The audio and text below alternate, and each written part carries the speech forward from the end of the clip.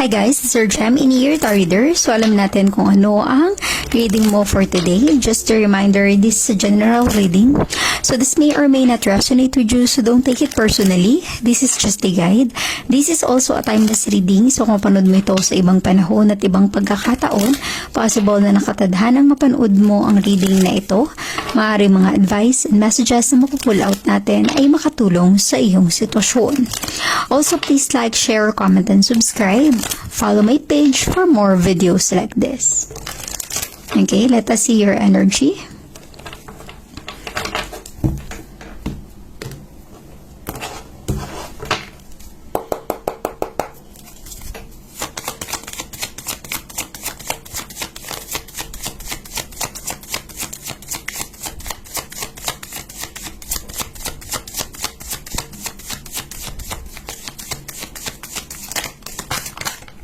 Okay.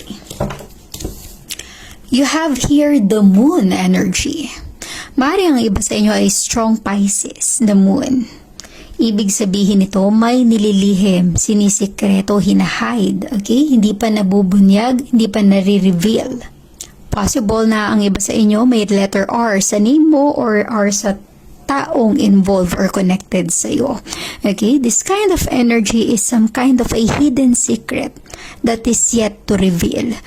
Posibleng may inililihim or sinisikreto sa iyo yung person mo, or maaaring ikaw ay may tinatago or nililihim sa ibang tao. Okay? This is hiding your feelings because the Pisces energy is a water sign. This is a water sign. Your feelings and emotion, okay?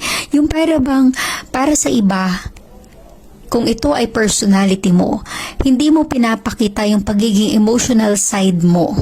Tinatago mo to sa iba kasi ayaw mong maging weak or vulnerable. Ayaw mo na makita kanila na, alam mo yung weakness mo, kasi baka gamitin nila yun sa'yo. Something like that. That is why the moon energy is some kind of energy na you are hiding your true feelings, okay? To other people. Your true emotion. And usually, the moon energy, gaya ng sabi ko, there is something na maaari or posibleng tinatago or inililihim sa'yo. Maaring message, possible na opportunity, maaring third party para sa iba, okay? Or meron siyang ginagawang hindi maganda, something na kailangan niyang itago para hindi masira kung ano yung sitwasyon nyo ngayon. Something like that, okay? So, kung sakali man, you are feeling this energy because the moon energy and the Pisces, malakas yung intuition, yung gut feeling, yung pakiramdam. Think about it, okay? Kung meron kang intuition na feel sa gut feeling mo, na there's something wrong, there's something na tinatago siya sa iyo or nararamdaman mo na this person is keeping a secret from you, maaaring tama or totoo yung feeling na yun. You have the moon energy.